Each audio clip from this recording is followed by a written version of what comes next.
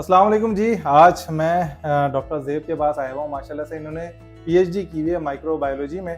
इनका बिज़नेस बड़ा ही अमेजिंग है। ये फार्मास्यूटिकल जितने भी हॉस्पिटल्स वगैरह हैं उनको सप्लाई प्रोवाइड करते हैं, चाइना से सामान खरीदते हैं और यहाँ पे चाइना के बहुत सारे वेंडर्स हैं, इनके साथ डिफरेंट कैटेगरी में काम करते हैं। वो इनसे हम पूछेंगे क्या करते हैं और इनसे ये भी पूछेंगे कि भाई आप जब माशाल्लाह से, और ये माशाल्लाह से बिज़नेस काफ़ी बड़ा करते हैं। नंबर हम आपको बता नहीं सकते, ज़ाहिर सी बात है कॉन्फिडेंशियलिटी के पॉइंट ऑफ व्यू से, लेकिन जब भी हम बताते हैं ना किसी इन्वेस्टर को कि यार ये इतना बड़ा बिजनेस करता है और इसे फाइनेंसिंग चाहिए, तो सवाल पूछता है कि भाई इसे क्यों फाइनेंसिंग चाहिए। तो ये सारे सवाल के जवाब आज हमसे पूछेंगे। डॉक्टर साहब कैसे हैं आप? ठीक है अल्हम्दुलिल्लाह सर, करम वालेकुम। डॉक्टर साहब थोड़ा सा पहले अपने बारे में बता दें कि आपकी बैकग्राउंड, एजुकेशन वगैरह, फिर उसके बाद ये जो आप बिजनेस कर रहे हैं इस बिजनेस के बारे में थोड़ा सा, और फिर इस इंडस्ट्री के चैलेंजेस क्या हैं वो थोड़ा सा बताएं। सर थैंक यू, बहुत शुक्रिया मुझे बात करने का मौका दिया। सर बेसिकली मैं मेडिकल टेक्नोलॉजिस्ट हूँ। हमारी जो है ना लेबॉर्ट्री पर्सनल है, हम लोग लेबॉर्ट्री साइंटिस्ट हैं। मेरी पीएचडी है क्लिनिकल माइक्रोबायोलॉजी में। 15 ईयर मेरा एक्सपीरियंस है एज अ क्लिनिकल लेबॉर्ट्री। मैंने काम किया ज़ियाउद्दीन हॉस्पिटल में, इंडस हॉस्पिटल में। 2018 से मैंने अपना ये बिजनेस शुरू किया है, मेडिकल डिवाइसेस। हम लोग कमर्शियल इम्पोर्टर हैं। हम लोग इम्पोर्ट करते हैं सर चाइना से, यूके से, यूएस से, यूरोपियन की बहुत सारी कंट्रीज है जिसमें जर्मनी है, पोलैंड है, इटली है, क्या नाम है, टर्की भी है उसमें, एक वो है, टर्की से भी करते हैं। हम लोग इम्पोर्ट करते हैं, हम लोग कमर्शियल इम्पोर्टर हैं और हम लोग जो है मेडिकल डिवाइसेस के इम्पोर्टर हैं। और फिर हम लोग डिफरेंट हॉस्पिटल, हमारे क्लाइंट हैं जैसे कि Aga Khan, Ziauddin, Indus hospital, doctor Essa laboratory, ये सारी हमारे क्लाइंट। कराची में अब नाम लिया अल्हम्दुलिल्लाह हमारा क्लाइंट है। मेडिकल इक्विपमेंट में किस तरह के इक्विपमेंट होता है अगर नाम लेना चाहें? सर हमारी जो है ना पर्टिकुलरली मेडिकल लेबॉर्ट्री की है वो है, जिसमें मेडिकल लेबॉर्ट्री के इक्विपमेंट्स हैं, केमिकल्स हैं। फॉर एग्जांपल आप जो है किसी भी लैब जाते हैं तो आप इनिशियली वहाँ पर ब्लड आपका ड्रॉ करते हैं, तो सिरिंज से लेकर ब्लड कलेक्शन ट्यूब, फिर आगे फर्दर जो टेस्ट होती है डेंगू की, मलेरिया की, टाइफाइड की, केमिस्ट्री की या हेमाटोलॉजी की, तो सारी जो केमिकल है, जो डिवाइसेज है, वो हम लोग प्रोवाइड कर लेते हैं। अच्छा, वो जो हमारा ब्लड लेते हैं, छोटी सी ट्यूब होती है, वो भी चाइना से इंपोर्ट होती है? सर वो भी चाइना से इंपोर्ट होती है।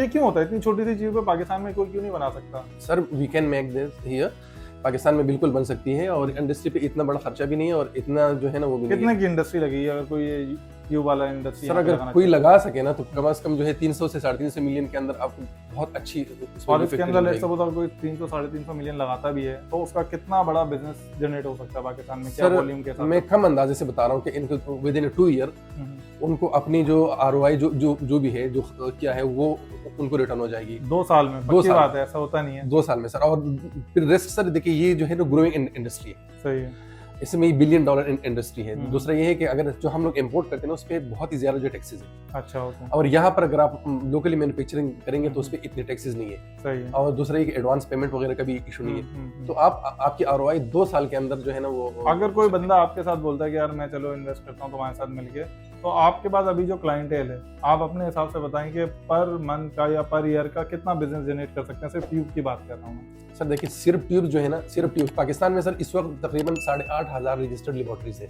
8,500 ये सिर्फ सर रजिस्टर्ड लेबॉर्ट्री में, क्वेक्स वगैरह की बात नहीं कर रहा हूँ सर। 8,500 के लिए सिर्फ कमर्शियल इम्पोर्टर इस वक्त 300 से लेकर 350 है। अच्छा, इतना बड़ा इम्पोर्टर? एग्जैक्टली, इम्पोर्टर सर कम है। अच्छा सर ये कम, उसमें से और सिर्फ ट्यूब्स के जो इम्पोर्टर है सर वो सिर्फ 4 बंदे हैं। अच्छा, 4 से 5 बंदे सब, तो ये वो लोड मैनेज ही नहीं कर सकते। ओके, सही है। तो सर इतना बहुत बड़ा गैप है। बिल्कुल सही है। इसमें बहुत बड़ा गैप है, इसमें मजीद लोगों की जरूरत है सर। इसमें इन्वेस्टर्स को आना चाहिए। बिल्कुल सही सर लोड जो है ना, लेकिन इसमें रिस्क क्या है? इन्वेस्टर का रिस्क है, हर बिजनेस में एक रिस्क होता है ना इन्वेस्टर का, तो इसमें रिस्क क्या है? सर कोई तो होगा। सर देखिए इस बिजनेस में रिस्क ही मिनिमम है। कैसे?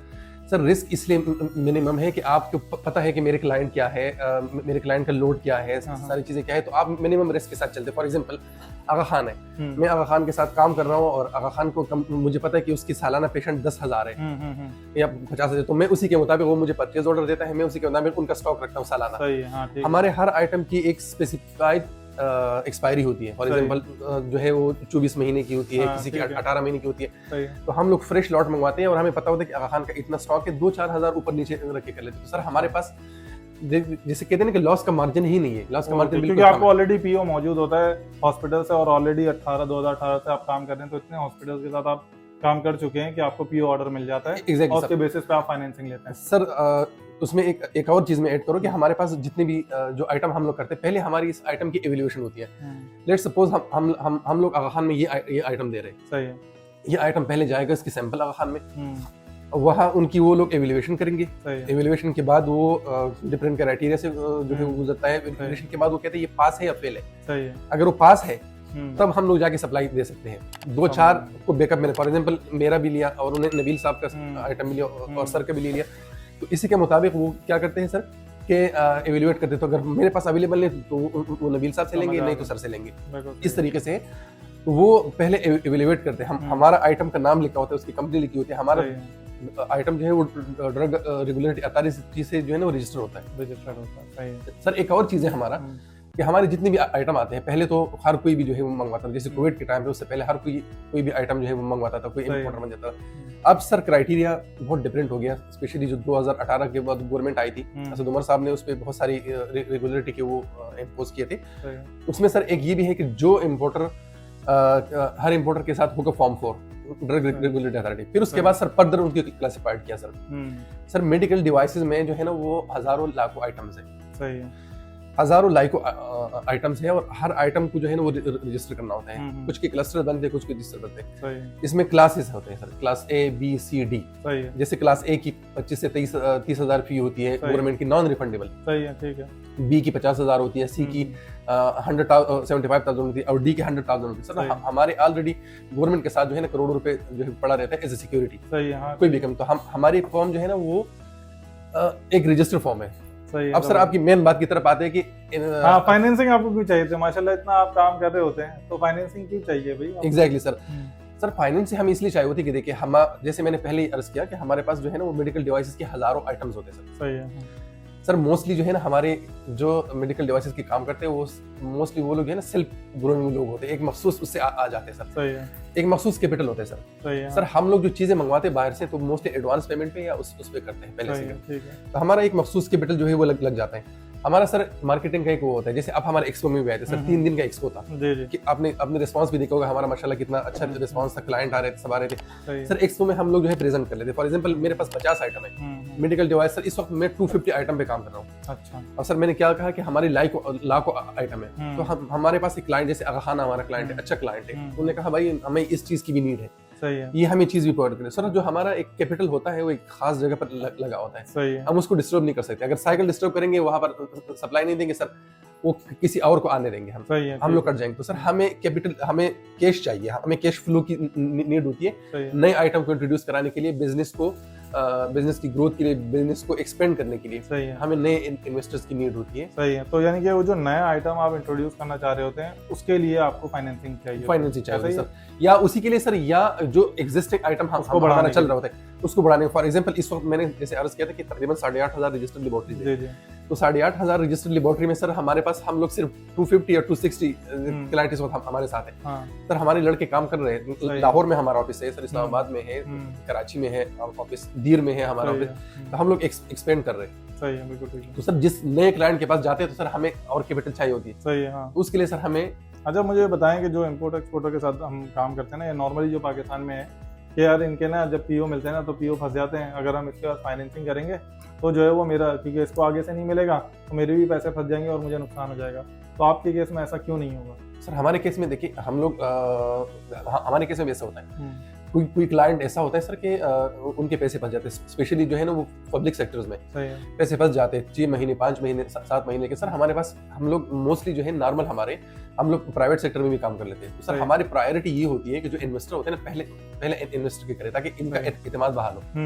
हम लोग पहले इन्वेस्टर को निपटाते हैं। सही है। उनकी पेमेंट करते हैं। हमारी पेमेंट तो जो है साइकिल चलने के लिए। सही है। सही है। या अगर वो साइकिल फंस जाए तो हमें उस साइकिल चलाने के लिए भी इन्वेस्टर की नीड होती है कि तो ये तो आप साइकिल में फंस नहीं जाएंगे एक साइकिल नहीं सर, मोस्टली देखिए हमें तसल्ली क्या होती है सर कि देखिए हमारे पैसे ज्यादा से ज्यादा कितने पैसे होते हैं सर, हमारे डिले होंगे 3 महीने 4 महीने, उसके बाद मिलना ही है। फॉर एग्जांपल उसके बाद सब जब एक साथ मिलते हैं उसका अलग ही मजा होता है। सही है। अच्छा मुझे बताएं कि एग्जिट बेस के थ्रू जब आपने हमें कांटेक्ट किया एक रेफरेंस के थ्रू और फिर एक प्रोसेस हुआ, आज हमारा साइनिंग वगैरह भी हुई है, तो ये प्रोसेस आपको कैसा लगा? मतलब आपको क्या लगता है sir one of the toughest I have ever seen in my life.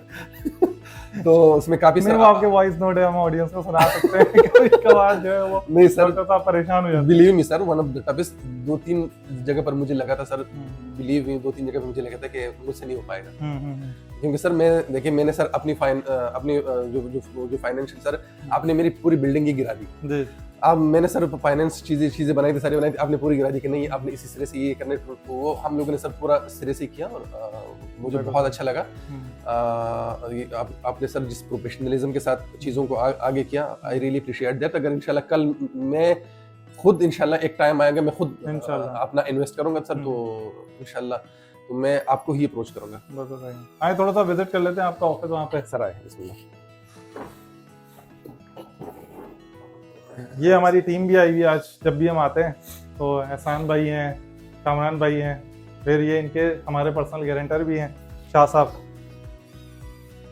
तो यहाँ पे आके इनका माशाल्लाह से एक वेयर हाउस ये है इनका जो मेन ऑफिस है, लेकिन एक जो एक्चुअल वेयर हाउस है वो इनका मेरे ख्याल से सर ये जो जेल चौरंगी की तरफ है सर। इसमें हमारे पास दो टाइप के आइटम होते हैं, एक जो रेफ्रिजरेटेड आइटम होते हैं और एक जो है जो नॉर्मल उस पर रखते हैं सर। जैसे ये है इसके ऊपर हमारे पास जो है वो लिखा होता है कि ये आइटम जो है ना, ये जो है वो 2 to 8 जो है सेंटीग्रेड इसको रखना है। अच्छा, ये डिफरेंट टाइप के एंटीबायोटिक्स टेंपरेचर स्पेसिफिक मेंटेन करना या -20 तो सर हम लोग जो है ना डिफरेंट होते हैं, जैसे टेम्परेचर कंट्रोल वाले यहाँ रखते हैं और जो नॉर्मल चलते हैं तो हम लोग वहाँ रखते हैं।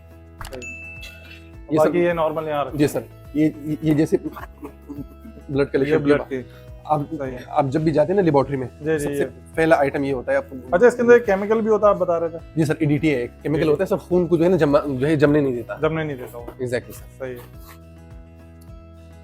फिर ये इनका एक पूरा जितना भी इन्वेंट्री है वो एक कंटेनर वो है सर। एक ये भी हमारा जो है ना कोविड के टाइम पे हम लोग ये प्रोवाइड करते थे। अब भी बहुत सारे जो हम लोग ये जो है ना WHO में दे रहे हैं।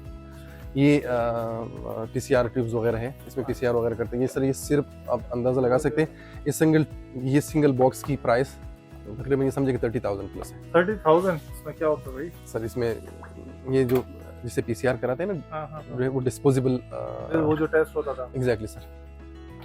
तो ये आप अंदाज़ा लगा सकते हैं कि सर ये आइटम जो है वो कितने वो है। इन्वेंटरी में आपका काफी ज्यादा जो है वो सामान अटका होता है होते सर। हाँ सर, इन्वेंटरी पड़ी रहती है सर, और इन्वेंटरी रखना मजबूरी भी है हमारी। वो आप वेट तो नहीं करवा सकते ना क्लाइंट को कि भाई वो नहीं सर, बिल्कुल ऐसे ही सर, ऐसे ही सर। ये जैसे डिफरेंट टाइप के केमिकल्स होते हैं, माइक्रोबायोलॉजी के मीडिया वगैरह होते हैं, ये हम लोग जैसे माइक्रोबायोलॉजी लेबोरेटरी के लिए, मतलब इंडस्ट्री के लिए भी हम लोग जो है वो करते हैं। ये नॉर्मली आपके सैंपल रूम बना हुआ होगा जहाँ पे लोग आपके जी सर, वो कोई भी क्लाइंट वगैरह सिर्फ ये भी एक हमारा आइटम। डेंगू की भी होती है ना? जी सर, डेंगू की भी होती है, उसमें बड़ी डेंगू की होती है सर। हमारे पास ये जो है मंकी पॉक्स वगैरह अभी आया था ना। अच्छा, मंकी पॉक्स वगैरह, मंकी पॉक्स, डेंगू का, मलेरिया का, ये सारी चीजें होती है। ये भी पैरासाइटोलॉजी का एक आइटम है हमारा। हम लोग जो है यूके से इंपोर्ट करते हैं। इसके अलावा सर ये भी हमारा, हम लोग पायोडीन वगैरह ये हमारी खुद की इंपोर्ट है। ये खुद के इंपोर्ट है, खुद बनाते हैं, मतलब हम लोग जो OEM बेस पे करा रहे हैं। ओके। ये थर्मल गन्स वगैरह ये सारी चीजें, ये तो अब खैर इतना कम इसका रह गया, लेकिन ये है कि अब भी जो है वो चल रही है बहुत सारी जगहों पर। ब्लड कलेक्शन ट्यूब जैसे मैंने दिखाया, ये इसके डिफरेंट टाइप होते हैं सर, इसकी कलर कोडिंग होती है। अच्छा, इसमें क्या डिफरेंस होता है? जैसे ग्रीन, बिल्कुल सर, जैसे डिफरेंट टाइप के टेस्ट होते हैं ना, शुगर के लिए अलग होता है, केमिस्ट्री के लिए अलग होता है, CBC के लिए अलग होता है, डिफरेंट तो उसके लिए देखिए इसकी कलर कोडिंग होती है। तो वो लेबोरेटरी की जुबान में हम लोग उसको जो है जैसे EDTA, हेपरिन और जेल ट्यूब और ये सारी, कभी इतनी गौर से नहीं देखा था कि कलर डिफरेंट होता है। नहीं सर, ये जो कलर कोडिंग होती है ताकि ब्लड आसानी से। जबरदस्त। तो सर आप लोगों ने देखा कि जब भी हम कहीं पे भी फाइनेंसिंग करते हैं तो इस तरह के माशाल्लाह से हाईली क्वालिफाइड जो लोग होते हैं उन्हीं के साथ काम करते हैं आफ्टर प्रॉपर ड्यू डिलिजेंस, ताकि ये कि हमारे इन्वेस्टर का भी पैसा सेव रहे और जो बिजनेसेस, जो लेजिट बिजनेस कर रहे हैं लोग, उनको फाइनेंस की वजह से उनकी ग्रोथ ना रुके। Thank you very much.